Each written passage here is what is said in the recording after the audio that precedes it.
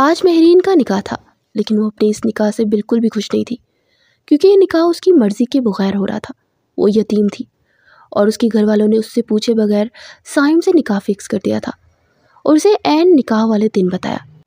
उसने ये सब रोकने की बहुत कोशिश की, लेकिन उसकी एक भी ना सुनी गई।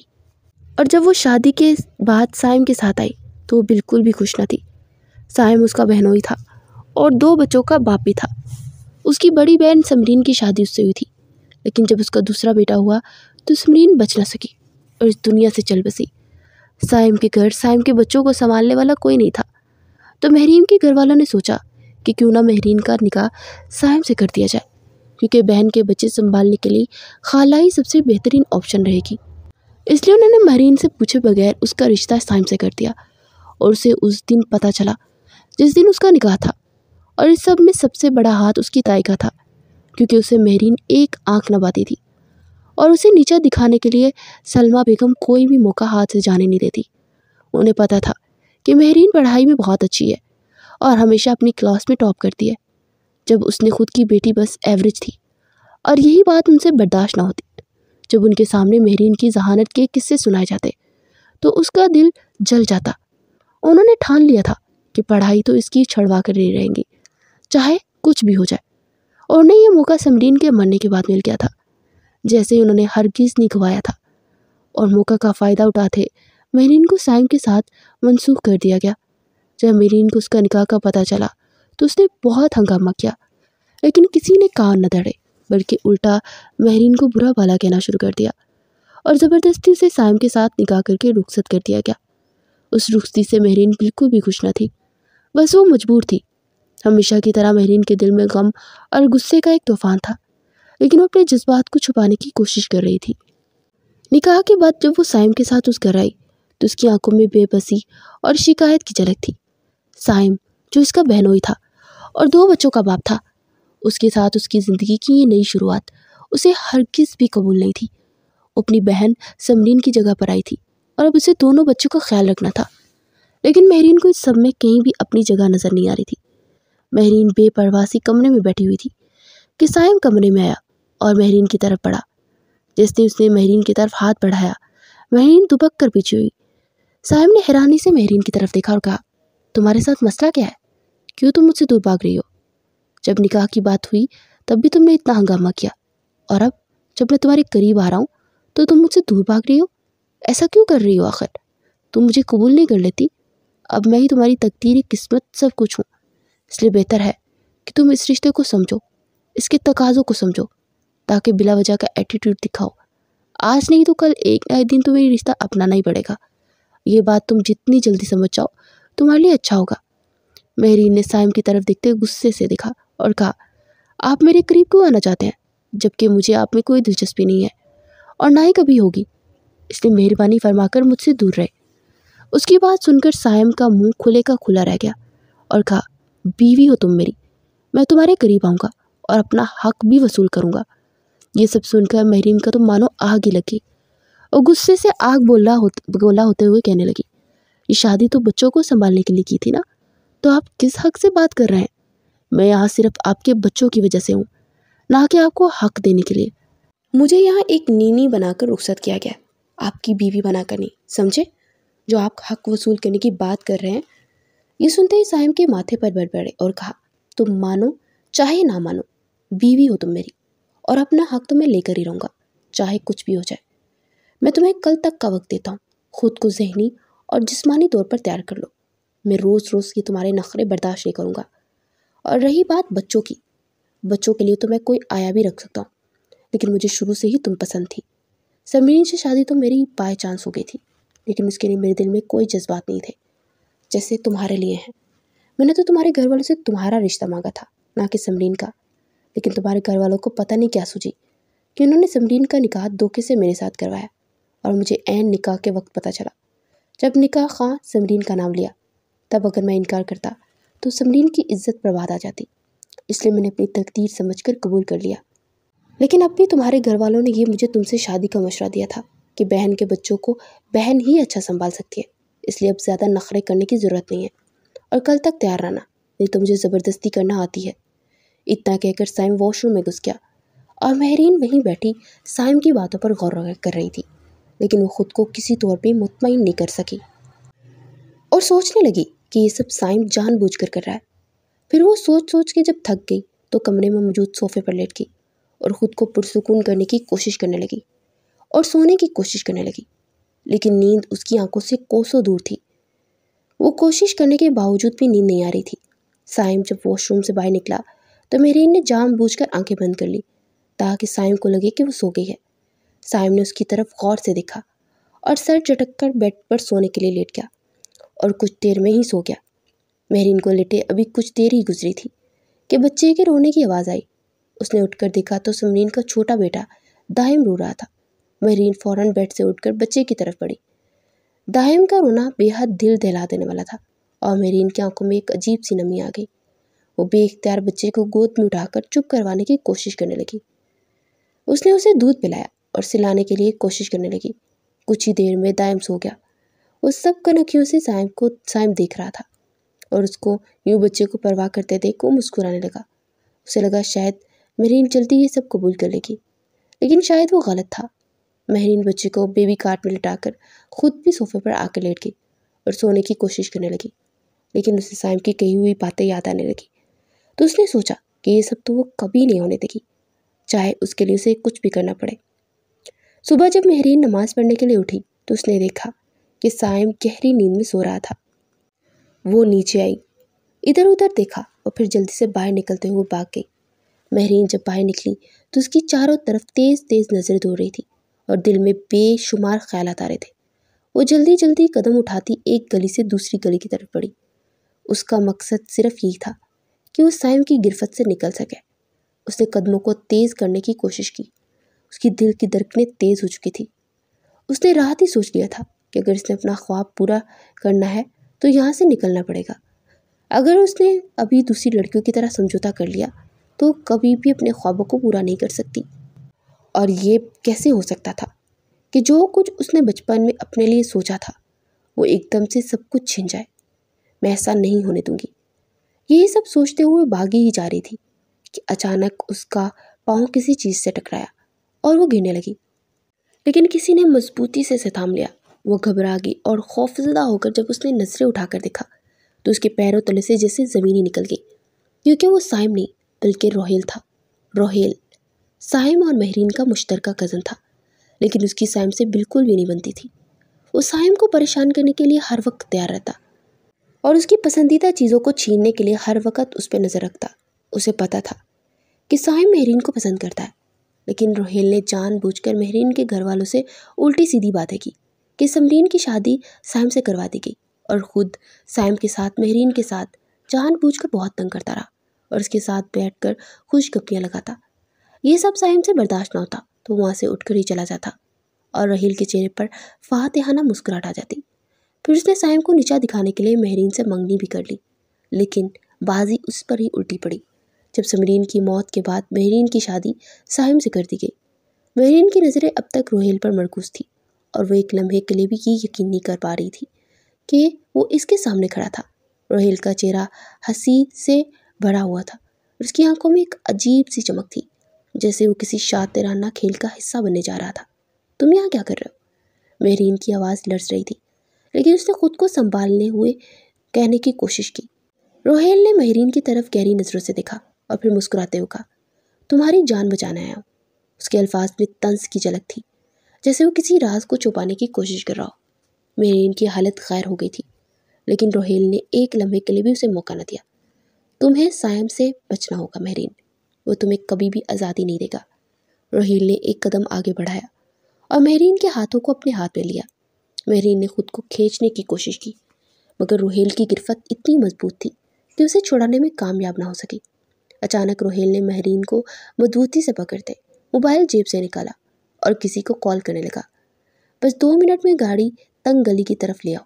उसके बाद उसने मेहरीन की तरफ देखे और कहा, अब तुम मेरी दस्तरस में हो और तुम्हारे लिए कोई रास्ता नहीं बचा। उसी लम्हे एक गाड़ी करीब आई और 2 अफराद उससे बाहर निकले। मेहरीन की आंखों में दहशत थी। वो उन लोगों को देखकर और ज़्यादा खौफज़दा हुई। तभी मैं रोहेल ने मेहरीन को ज़बरदस्ती गाड़ी में बिठा दिया। उसने चीखने की कोशिश की, मगर रोहेल का मजबूत हाथ उसकी आवाज़ को दबा गया था और तभी रोहेल ने महरीन के चेहरे पर स्प्रे किया और वो बेहोश हो गई। दूसरी तरफ दायम के रोने से सायम की आंख खुली तो उसने इधर उधर देखा, लेकिन कमरे में महरीन कहीं नजर न आई। वो फौरन उठा और दायम को गोद में लिए नीचे की तरफ आया, मगर महरीन वहाँ भी नहीं थी। सायम ने घबराते हुए पूरा घर छान मारा, लेकिन महरीन घर में होती तो उसे मिलती। महरीन को ना पाकर सायम की आंखें गुस्से से सुरख हो गई थी। वो घर आते हुए बोला, महरीन, तुमने भागकर अच्छा नहीं किया, अब इसका इंजाम तुम्हें भुगतना होगा। मैं तुम्हें किसी सूरत माफ़ नहीं करूँगा। सायम की मुट्ठियाँ गुस्से से भींच गई। वो एक दफ़ा फिर घर के हर कोने में महरीन को तलाश कर चुका था, मगर वो कहीं पर नहीं थी। उसके दिमाग में बस एक ही सवाल गूंज रहा था कि महरीन कहाँ जा सकती है।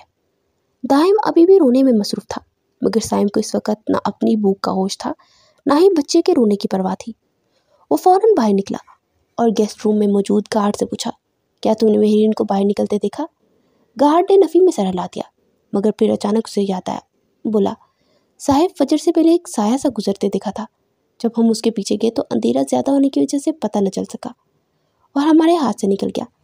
ये सुनकर साहिब का गुस्सा मज़ीद भड़क उठा। महरीन, तुमने भागकर बहुत बड़ी गलती की। उसने गुस्से से गाड़ी की चाबी उठाई और फ़ौरन गाड़ी स्टार्ट की। दूसरी तरफ महरीन की हालत खैर हो रही थी। गाड़ी अंधेरे में तेज़ी से दौड़ रही थी। रोहेल स्ट्रिंग पर हाथ जमाए मुस्कुरा रहा था और कुछ ही देर में रोहेल एक वीरान सी हवेली में पहुंचा और महरीन को उठाकर एक कमरे में ले गया और उसे बंद कर दिया। कुछ देर बाद महरीन को होश आया तो इसने इर्द गिर्द देखा तो वहाँ अंधेरे में से कुछ नजर न आया। वो ज़मीन पर बैठी रोने लगी और दिल ही दिल में दुआ की, या अल्लाह, मुझे इस मुसीबत से निकाल दे। कुछ ही देर में वहाँ रोहेल आया और उसने टॉर्च लाइट महरीन के सामने की और कहका लगाया और महरीन की आंखें आंसू बहने लगे। तुमने सोचा था कि घर से भागकर आज़ादी मिल जाएगी, लेकिन किस्मत ने तुम्हें मेरे पास पहुंचा दिया। महरीन ने गुस्से से उसकी तरफ देखा। रोहेल, तुम ये सब क्यों कर रहे हो? मुझे जाने दो। रोहेल ने एक कहका लगाया। तुम्हें वाकई लगता है कि मैं तुम्हें जाने दूंगा और तुम्हें सायम के लिए छोड़ दूंगा? कितनी मासूम हो ना तुम। अब तुम्हें हमेशा अपने पास रखूंगा, समझी? उसके चेहरे को पकड़े रोहेल घर आया था। महरीन की आंखों में आंसू आ गए। उसे एहसास हो रहा था कि वो एक मुसीबत से निकलकर दूसरी में फंस चुकी है। उसने रोहेल के आगे हाथ जोड़े और कहा कि प्लीज़ मुझे छोड़ दो, मैंने तुम्हारा क्या बिगाड़ा है? रोहेल ने गुस्से से उसका मुंह दबोचे हुए कहा, बंद करो अपना ये ड्रामा। तुम्हारे आंसू से मुझे कुछ भी फ़र्क पड़ने वाला नहीं है। मैं जो चाहता हूँ वो करके ही रहता हूँ, समझी? तुम अब कहीं नहीं जा सकती और तब तक कोई तुम तक नहीं पहुँच सकता। कोई तो का ताकत तुम्हें यहाँ से निकाल नहीं ले जा सकती।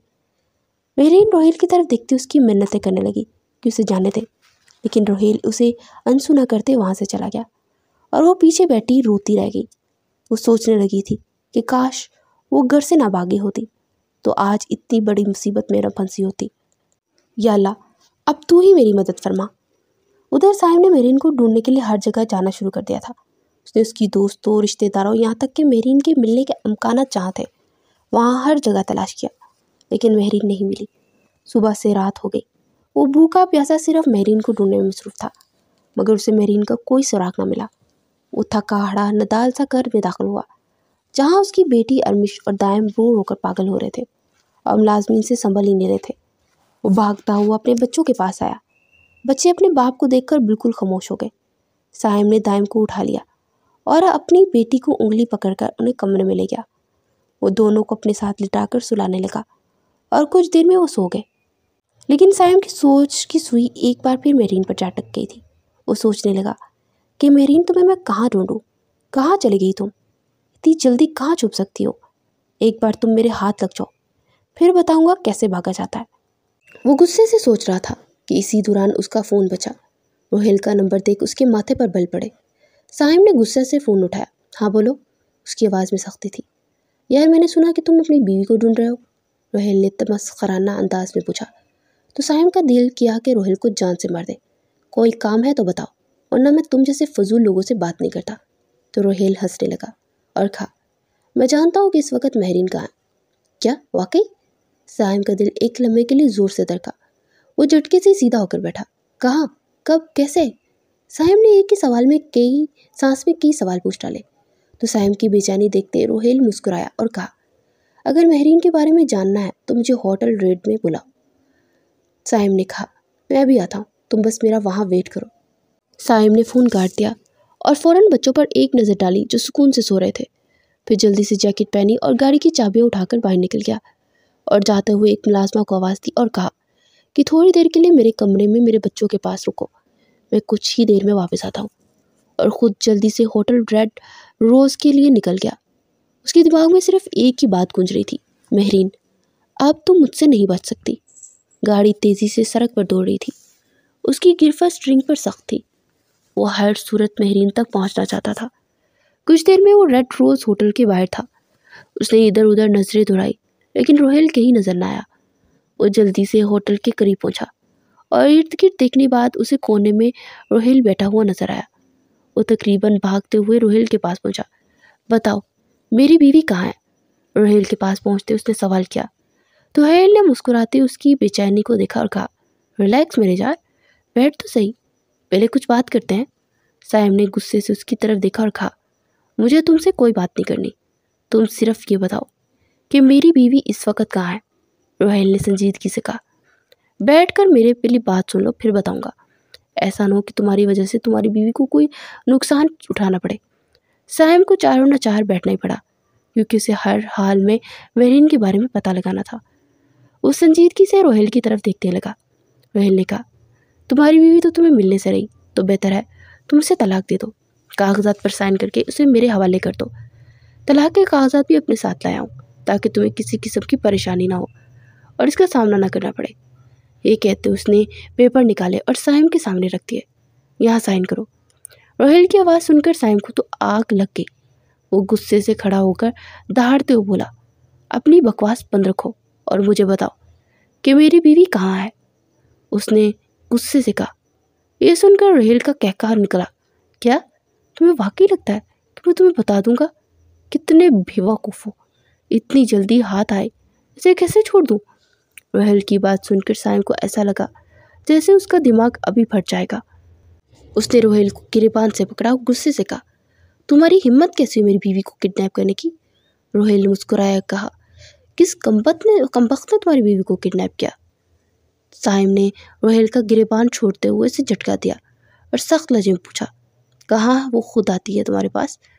रोहेल ने नफ़ी में सर हिलाया और बोला, वो तो बीवी बेचारी भाग रही थी, मैंने सोचा बेचारी थक जाएगी, क्यों ना मैं खुद से उठाकर ले जाऊं। बस यही सोचकर मैंने उसे, इससे पहले कि रोहेल अपनी बात मुकम्मल करता, साइम ने दोबारा उसके गिरेबान पकड़ लिया और गुस्से से दहाड़ा, तुम्हारी हिम्मत कैसे हुई मेरी बीवी को अगवा करने की? मैं तुम्हें जान से मार दूंगा। वो इतनी ज़ोर से चिल्लाया था कि इर्द गिर्द के लोग हैरत से उसे देखने लगे, लेकिन साइम को किसी की भी परवाह नहीं थी। रोहेल ने कमीनगी से मुस्कुराते हुए कहा, मेरे पास एक और ऑप्शन भी है। अगर तुम इसे तलाक नहीं देना चाहते तो इसके बदले मुझे 5 करोड़ रुपए चाहिए। अगर दे सकते हो तो बताओ, मैं तुम्हारी बीवी को फ़ौरन छोड़ दूंगा। ये मेरा तुमसे वादा है। रोहेल की बात सुनकर साइम कुछ देर तक उसकी तरफ गौर से देखता रहा, फिर कहने लगा, ठीक है, मैं तुम्हें 5 करोड़ दूंगा, लेकिन उससे पहले तुम मेरी बीवी को छोड़ दो। रोहेल ने गुस्से से साइम की तरफ देखा और बोला, पागल समझा हुआ है मुझे? पहले पैसे फिर तुम्हारी बीवी। अगर मंजूर है तो ठीक, वरना मैं चला। साइम ने उसे घूर कर देखा और कहा, अगर तुमने कोई चालाकी करने की कोशिश की तो मैं तुम्हें जिंदा नहीं छोड़ूंगा। रोहेल तंजिया मुस्कुराया और बोला, मेरी बात मानने के अलावा तुम्हारे पास कोई चारा नहीं है। चुपचाप मेरी बात मान लो तो तुम्हें तुम्हारी बीवी मिल जाएगी, वरना तुम्हें तो पता है कि मैं कितना कमीना हूँ। अगर तुमने मुझे 5 करोड़ ना दिए तो मैं तुम्हारी बीवी को इस्तेमाल करके कहीं बेच भी सकता हूँ और अपनी रकम वसूल कर सकता हूँ। और महरीन है भी खूबसूरत और लाजवाब। उफ, क्या सरापा है, इसका जी करता है कि। रोहेल के इतना कहने की देर थी कि साइम उस पर टूट पड़ा और उसे मारने लगा। रोहेल भी कहाँ कम था। दोनों के दरमियान हाथापाई शुरू हो गई। इर्द गिर्द के लोगों ने बीच में आकर उन्हें अलग किया। रोहेल अपने कपड़े झाड़ते हुए साइम की तरफ देखकर बोला, मेरी बात गौर कर लेना, अगर तुम्हें समझ आ जाए तो मुझे कॉल कर लेना। तुम मेरी बताई हुई जगह पर पैसे लेकर पहुंचना और मैं तुम्हारी बीवी को लेकर आ जाऊंगा। ये कहकर वो वहाँ से चला गया, जबकि साइम वही खड़ा उसे जाता हुआ देख रहा था। साइम के हाथ मुट्ठी की सूरत में बंद हो गए। वो गुस्से से खोलते हुए सांस ले रहा था। रोहेल की धमकियों ने उसका दिमाग घुमा कर रख दिया था। लेकिन वो जानता था कि जज्बात में आकर कुछ गलत कदम उठाया तो महरीन की जान को ख़तरा हो सकता है। उसे हर हाल में सब्र से काम लेना था। वो जल्दी से होटल से बाहर निकला और गाड़ी में बैठते अपने काबिले इत्मीनान दोस्त पुलिस इंस्पेक्टर आदिल को कॉल की। हेलो आदिल, मुझे तुम्हारी मदद चाहिए, फ़ौरन मेरे घर आ जाओ। लेकिन यार बात क्या है, कुछ तो बताओ, साइम ने कहा। मैं तुम्हें फ़ोन पर नहीं बता सकता, तुम बाद में जल्दी से घर में पहुंचो। जो एक काबिल और ईमानदार पुलिस अफसर था। साइम के लहजे की सख्ती भाम चुका था। उसने बिना किसी सवाल जवाब के कहा, मैं बस अभी पहुंच रहा हूँ। कुछ ही देर में आदिल साइम के घर पहुंच गया। साइम बेचैनी से कमरे में टहल रहा था। क्या हुआ, सब ठीक तो है? आदिल ने परेशानी से पूछा। साइम ने गुस्से से दांत पीसते हुए सारी तफसील बताई कि कैसे रोहेल ने महरीन को अपने कब्जे में ले रखा है और अब उससे 5 करोड़ की डिमांड कर रहा है। आदिल ने हैरत और गुस्से से कहा, यह आदमी तो हद से भी आगे जा चुका है। लेकिन साइम, तुम्हें पता है ना कि अगर तुमने उसे पैसे दिए तो उसकी हौसला अफजाई हो जाएगी और महरीन को छोड़ने की बजाय मज़ीद पैसों की डिमांड कर सकता है। साइम ने मायूसी से कहा, मुझे पता है, लेकिन मेरे पास कोई और रास्ता नहीं है। मैं किसी कीमत भी महरीन को नुकसान नहीं पहुंचने दे सकता। आदिल ने गहरी सांस ली और चंद लम्हे सोचने के बाद बोला, हमें ये काम होशियारी से करना होगा। अगर हमने सीधा छापा मारा और रोहेल को भनक पड़ गई तो महरीन को नुकसान पहुंचा सकता है। हमें ऐसा प्लान बनाना होगा जिससे वो फंस जाए लेकिन उसे शक भी ना हो। साइम ने आंखें बंद करके खुद को पुरसुकून करने की कोशिश की। चंद लम्हों बाद आदिल ने उसे कहा कि मेरे पास प्लान है, हम ये करेंगे। रोहेल को कार करके तुम इसे कहो कि मैं 5 करोड़ देने के लिए तैयार हूँ, लेकिन मुझे महरीन को पहले देखना होगा। जैसे वो महरीन को तुम्हारे सामने लाएगा, मैं अपने आदमियों के साथ उसे काबू में कर लूँगा। आदिल ने कहा, यह ख़तरनाक हो सकता है, लेकिन हम मोहतात रहे तो कामयाब भी हो सकते हैं। मैं अपने काबिल भरोसा एहलकारों को तैयार रखूँगा। जैसे ही रोहेल महरीन को लेकर आएगा, हम उसे रंगे हाथों पकड़ लेंगे। लेकिन याद रखो, तुम्हें बिल्कुल नॉर्मल बर्ताव करना होगा ताकि उसे शक ना हो। साहिब ने मोबाइल उठाया और गहरी सांस लेकर रोहेल का नंबर मिलाया। दूसरी बेल पर ही फ़ोन उठा लिया गया। हाँ बोलो, क्या फ़ैसला किया? रोहेल के लहजे में जीत की खुशबू थी। मैं 5 करोड़ देने के लिए तैयार हूँ, लेकिन पहले मैं महरीन को देखना चाहता हूँ। रोहेल हंसा। हाँ, मुझे तुम्हारे इस चालाकी का पहले अंदाज़ा था, लेकिन ठीक है, जगह मैं तय करूँगा। तैयार रहो, मैं वक्त और मुकाम जल्दी बताता हूँ। फ़ोन कट चुका था और साइम की मुट्ठियाँ मज़ीद सख्ती से बंद हुई। वो किसी कीमत अपनी बीवी को वापस लाने के लिए तैयार था। दूसरी तरफ आदिल अपनी टीम के साथ इस मिशन को कामयाब बनाने के लिए पूरी कोशिश कर रहा था। अगले चंद घंटों बाद साइम के लिए किसी क़यामत से कम नहीं थी।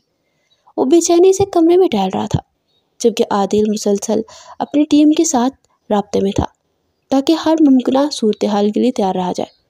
इसी दौरान साइम के फ़ोन पर एक नामालूम नंबर से कॉल आई। हाँ बोलो, साहिब ने बेचैनी से फ़ोन उठाया। कल रात 11 बजे पुरानी फैक्ट्री के अकब में आ जाना। पैसे साथ लाना और अकेला आना। अगर किसी को खबर हुई तो तुम्हारी बीवी हमेशा के लिए तुमसे दूर हो जाएगी। रोहेल की आवाज़ में जहर भरा हुआ था। फ़ोन कट चुका था, लेकिन साइम के चेहरे पर अब बेबसी की बजाय एक अज़म नज़र आ रहा था। वो पलटा और आदिल की तरफ देखा, जो पहले ही सब सुन चुका था। हम तैयार हैं, बस तुम्हें एहतियात से खेलना होगा, आदिल ने कहा और एक प्लान तरतीब देना शुरू किया। साहिम गाड़ी में बैठा बेचैनी से अपनी घड़ी की तरफ देख रहा था। उसके हाथ में एक बैग था जो दिखने में बैग से उसे बड़ा था लग रहा, लेकिन हकीकत में सिर्फ कागज़ों का बंडल्स था। याद रखना, जैसे ही वो महरीन को लेकर आए, हमें एक वाज़ेह इशारा देना। आदिल ने गाड़ी के साइड में खड़े होकर साहिम को हदायत दी। हमने पूरे इलाके को घेर रखा है, जैसे ही वो हाथ डालेगा हम उसे पकड़ लेंगे। साहिम ने सर हिलाया और गाड़ी से बाहर निकला। अंधेरी गली में पुरानी फैक्ट्री की बोसीदा दीवारों के पीछे कुछ साए हरकत कर रहे थे। तुम वक्त पर पहुंच गए। अच्छा लड़का, रोहेल ने तंजिया लहजे में कहा। इशारा किया। 2 आदमियों ने एक स्याह चादर में लिपटी हुई लड़की को खींच कर बाहर निकाला। महरीन, साहिम बेख्तियार चीखा, लेकिन खुद को काबू में रखा। वो जानता था अगर वो जज्बात में आया तो सब कुछ बिगड़ सकता है। पहले पैसे, फिर तुम्हारी बीवी। रोहेल ने हाथ बढ़ाया। साहिम ने बैग ज़मीन पर रखा। पहले महरीन को छोड़ो, फिर मैं बैग उठाने दूंगा। रोहेल ने गहरी नज़रों से उसे देखा, जैसे परख रहा हो कि कोई चालाकी तो नहीं की जा रही। चंद लम्हे खामोशी में गुजरे, फिर वो हंसा। ठीक है, वैसे भी तुम्हारी कमज़ोरी का अंदाज़ा था। उसने महरीन को धक्का दिया, जो मुंह के बल गिरी, लेकिन फ़ौरन उठी, कहीं फिर से रोहेल उसे पकड़ न ले। साइम ने महरीन को खुद के करीब महसूस किया, लेकिन जैसे ही रोहेल बैग की तरफ बढ़ा, एक ज़ोरदार आवाज़ गूंजी। गोली रोहेल के बाजू को चीर गई थी। उसने तकलीफ से कराहते अपने बाजू को पकड़ा और सामने आती हुई पुलिस को देखकर गुस्से से साइम की तरफ घूरा। तुमने ये सब अच्छा नहीं किया, मैं इसका बदला ज़रूर लूँगा, वो गुस्से से बोला और पुलिस के करीब पहुंचने से पहले वहां से भाग निकला। साइम, जो पहले ही महरीन के सही सलामत मिल जाने पर शुक्रगुजार था, गहरी सांस लेकर उसे थामने लगा। महरीन खौफ और थकन से कांप रही थी, लेकिन साइम की मौजूदगी ने उसे कुछ सुकून दिया था। इतनी देर में इंस्पेक्टर आदिल उसके पास आया और बोला, भाग गया कमबख्त, लेकिन मैं उसे छोड़ूंगा नहीं, जल्दी से पकड़ लेंगे। फिर वो साइम से हाथ मिलाते हुए बोला, तुम्हारी बीवी महफूज है, बस अब इसे आराम करने दो। ये कहकर अब आदिल अपनी टीम के साथ वहाँ से चला गया था, लेकिन जैसे ही साइम का ध्यान महरीन की तरफ गया, उसकी आंखों में गुस्से की चिंगारियाँ बरक उठी। तुम्हारी हिम्मत कैसे हुई भागने की, उसने गुस्से से कहा। घर चलो, अब तुम्हारी सज़ा घर में ही तय होगी। ये कहकर उसने महरीन की कलाई सख्ती से पकड़ी और उसे ज़बरदस्ती गाड़ी की तरफ ले गया। महरीन ने मज़ाहमत करने की कोशिश की, लेकिन साइम के गुस्से के आगे वो बेबस थी। गाड़ी में धकेलने के बाद साइम खुद भी बैठा और गुस्से में तेज़ रफ्तारी से ड्राइव करता हुआ घर पहुंचा। जैसे ही घर पहुंचा, उसने महरीन को घसीटते हुए अंदर ले जाकर सीधा कमरे में धकेला। अब बताओ, साइम दहाड़ा, क्यों भागी थी? तुम्हारी हिम्मत भी कैसे हुई यहाँ से फरार होने की? खुद को क्या समझती हो, बहुत बड़ी 30 मार खान हो? सोचो, अगर तुम्हें कुछ हो जाता या रोहेल तुम्हारे साथ कुछ गलत कर देता तो क्या करती तुम? हाँ बताओ मुझे। अरे यार, तुमने तो भागने से पहले एक बार भी नहीं सोचा, अगर तुम्हें कुछ हो जाता तो मेरा क्या बनता? साइम ने नफ़ी में सर हिलाते हुए कहा, बहुत गलत किया तुमने, बहुत गलत। मैं इसके लिए तुम्हें कभी माफ़ नहीं करूँगा। सज़ा तो तुम्हें मिलकर ही रहेगी, ताकि आइंदा तुम ऐसा कभी कुछ ना सोचो। जो अब तक खामोशी से सब कुछ सह रही थी, आखिरकार फट पड़ी। नहीं रहना मुझे आपके साथ, वो चीखी, और ना ही किसी और के साथ। मेरी तुम्हारे साथ ज़बरदस्ती शादी करवा दी गई और साथ में 2 बच्चों की जिम्मेदारी भी थमा दी गई। क्या मेरी कोई ज़िंदगी नहीं? क्या मेरे कोई ख्वाब नहीं? बचपन से लेकर आज तक सब कुछ हम पर मुसल्लत किया गया। हम दोनों बहनों ने कभी किसी से कुछ पूछा भी नहीं, बस बड़ों के फैसले पर हमें थोप दिए जाते थे और हमें बोलने की इजाज़त भी नहीं होती थी। ये कहते हुए महरीन रो पड़ी। उसकी आंखों में बरसों की तकलीफ, बेबसी और दुख थे। साइम, जो गुस्से में बड़ा खड़ा था, महरीन की आंखों में दुख देखकर एकदम खामोश हो गया। साइम ने आगे बढ़कर नरमी से महरीन की आंखों से आंसू साफ किए और नर्म लहजे में बोला, ठीक है, अगर तुम्हें बच्चों की जिम्मेदारी नहीं उठानी तो ना सही, हम उनके लिए एक केयर टेकर रख लेंगे, लेकिन तुम थोड़ी बहुत जिम्मेदारी तो ले सकती हो ना। और जहाँ तक तुम्हारी पढ़ाई की बात है, तो मैंने कब कहा कि तुम्हें पढ़ने नहीं दूंगा? मैं खुद तुम्हारी मदद करूँगा। मैंने कभी नहीं कहा कि तुम्हें कैद में रखा जाए या तुम्हारी तालीम रोकी जाए। महरीन ने साइम की तरफ देखा और तल्खी से कहा, क्या तुम्हें लगता है कि 2 बच्चों के साथ मैं अपनी तालीम मुकम्मल कर सकती हूँ? मुझे इसीलिए यहाँ लाया गया था ना। खुद सोचो, मैं बच्चों को संभालूँ या अपनी पढ़ाई पर ध्यान दूँ? साइम ने महरीन के कंधों को नरमी से थामा और उसकी आंखों में देखकर कहा, मैंने कहा ना, हम बच्चों के लिए केयर टेकर रख लेंगे ताकि तुम्हें परेशानी ना हो। लेकिन मैं बस इतना चाहता हूँ कि तुम मेरे बच्चों की माँ की तरह प्यार दो, उनसे मुंह ना मोड़ो। इतना तो कर सकती हो ना? महरीन ने गहरी सांस ली और आहिस्ता से सर हिलाया। मैं बच्चों की दुश्मन नहीं हूँ साइम, वो मेरी बहन के बच्चे हैं। उनकी तकलीफ़ पर मुझे भी तकलीफ़ होती है। मैं तो बस इसलिए घर से भागी थी क्योंकि मेरे भी कुछ ख्वाब थे जो मैं पूरा करना चाहती थी, लेकिन मुझे नहीं मालूम था कि वो कमीना रोहेल मुझ पर नज़र रखे हुए है और मैं आज़ादी की तलाश में एक भयानक कैद में फंस जाऊंगी। महरीन की आवाज़ लर्ज रही थी और साइम ने पहली बार उसकी तकलीफ़ को महसूस किया। वो समझ गया था कि ये सिर्फ ज़िद या नादानी नहीं थी, बल्कि एक ऐसे दिल की फरियाद थी जो हमेशा दूसरों के फैसलों का शिकार रहता है। साइम महरीन की बातें खामोशी से सुनता रहा। पहली बार उसे एहसास हो रहा था कि महरीन की तकलीफ़ महज एक ज़िद नहीं, बल्कि उसके दिल में बरसों से दबी एक चीख थी। वो खुद भी शर्मिंदगी महसूस कर रहा था। उसने कभी उसके जज्बात को समझने की कोशिश ही नहीं की थी। चंद लम्हों तक खामोशी रही। फिर साइम ने गहरी सांस ली और नरमी से बोला, महरीन, मैं तुम्हारी तकलीफ़ समझ सकता हूँ। शायद पहले नहीं समझता था, लेकिन अब जान गया हूँ कि तुम क्या महसूस करती हो। मैं तुम पर कोई ज़बरदस्ती नहीं करूँगा। तुम्हारे ख्वाब भी इतने ही अहम हैं जितने मेरे बच्चों की खुशी। लेकिन प्लीज़ तुम भी ये मत समझो कि मैं तुम्हें कैद में रखना चाहता हूँ। मैं चाहता हूँ कि हम दोनों मिलकर एक ऐसा रास्ता निकालें जहाँ ना तुम्हारी आज़ादी चुने और ना बच्चे की खुशियाँ। महरीन ने हैरत से साइम की तरफ देखा। उसकी बातों पर यकीन नहीं कर पा रही थी। क्या वाकई तुम मुझे मेरे ख्वाब पूरे करने दोगे? साइम ने मुस्कुरा कर सर हिलाया। हाँ, और इसके लिए सबसे पहले हमें एक साथ चलना होगा, ना कि एक दूसरे के मुखालिफ। महरीन की आंखों में उम्मीद की एक चमक उभरी, लेकिन अभी भी उसके दिल में खुदशात मौजूद थे। अगर मैं नाकाम हो गई तो? अगर मैं बच्चों और अपनी ज़िंदगी के दरमियान तवाज़ुन न रख सकी? साहिम ने उसके दोनों हाथ थाम लिए और नरमी से कहा, तो मैं तुम्हारे हाथ थाम लूँगा जब तक मैं तुम्हारे साथ हूँ। तुम अकेली नहीं हो महरीन, बस तुम्हें भी मुझ पर भरोसा करना होगा, जैसे मैं तुम पर कर रहा हूँ। महरीन ने एक लम्हे के लिए सोचा, फिर आहिस्ता से सर हिला दिया। ठीक है, मैं कोशिश करूँगी। ये पहला मौका था जब दोनों ने वाकई एक दूसरे को समझने की कोशिश की थी। शायद ये सफ़र आसान ना होता, लेकिन कम अज़ कम वो दोनों अब एक साथ चलने के लिए तैयार थे। महरीन और साइम के दरमियान खामोशी छा गई, लेकिन ये खामोशी अब तकलीफदा नहीं थी। दोनों एक दूसरे के करीब आए थे और एक नए ताल्लुक़ की तामीर शुरू हो चुकी थी। साइम, मैं जानती हूँ कि मेरे गुस्से में आकर की गई बातें तुम्हें तकलीफ़ देती हैं, लेकिन मैंने जो कुछ भी किया उसके पीछे सिर्फ एक वजह थी, महरीन ने आहिस्ता से कहा।